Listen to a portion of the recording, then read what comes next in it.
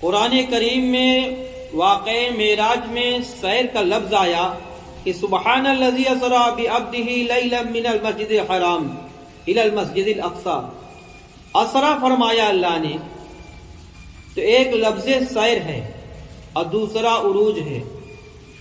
اور سیر اور عروج میں یہ فرق ہے کہ زمین پر چلنے پھرنے کو سیر کہتے ہیں، زینہ بزینہ سیڑھی بسیڑھی جانے کو عروج کہتے ہیں.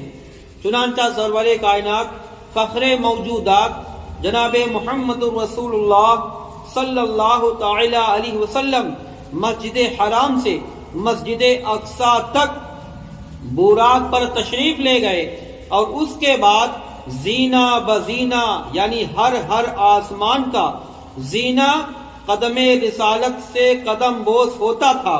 زینہ پر حضور قدم رکھتے اور وہ لے کر حضور کو دوسرے آسمان پر پہنچا دیتا. پھر اس زینے پہ قدم رکھتے تو وہ زینہ تیسرے آسمان پہ پہنچا دیتا. تو آسمان پھر چوتھے آسمان پر، پھر پانچویں آسمان پر آسمان کا زینہ آتا اور وہ پانچویں آسمان پر لے جاتا.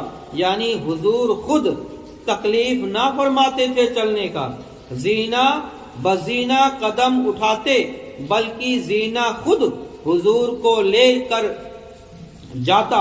اور یہ شان محبوبی ہے، میرے سرکار مصطفیٰ صلی اللہ علیہ وسلم کی شان مبارک ہے. اور واقع معراج میں سیر کیوں کرائی گئی؟ مشتاق نظامی علیہ رحمت رضوان فرماتے ہیں کہ صبح سے شام تک اسلام کی دعوت اللہ کے رسول صلی اللہ تعالی علیہ وسلم لوگوں کو دیتے. جب لوگ اس دن ایمان نہیں لائے تو آقا صلی اللہ تعالی علیہ وسلم اداس ہو گئے، رنجیدہ ہو گئے.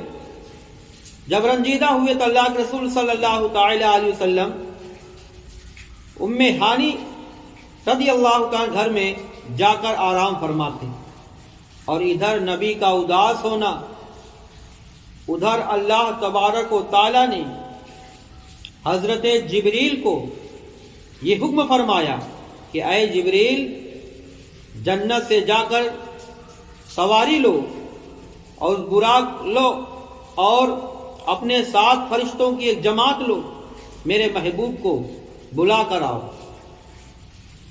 تو اللہ کے رسول صلی اللہ تعالی علیہ وسلم کہ یہ واقع معراج کا سبب ایک یہ بھی بتایا جاتا ہے. تو تیسرا نقطہ کہ شب معراج حضور کا مسجد حرام سے مسجد اقصی تک یعنی بیت المقدس تک تشریف لے جانا اور تشریف لے آنا، اس پر اعتقاد عقیدہ رکھنا فرض ہے. جو اس کا منکر ہوا، جو اس کا انکار کر دے گا، وہ کافر ہو جائے گا. کیوں؟ کیونکہ مسجد حرام سے مسجد اقصی تک جانے کا تذکرہ قرآن کریم میں موجود ہے، اور جو قرآن کریم کی آیتوں کا انکار کرے گا وہ مسلمان نہیں. تو اس کا منکر جو ہوگا ان آیتوں کا، وہ کافر ہو جائے گا.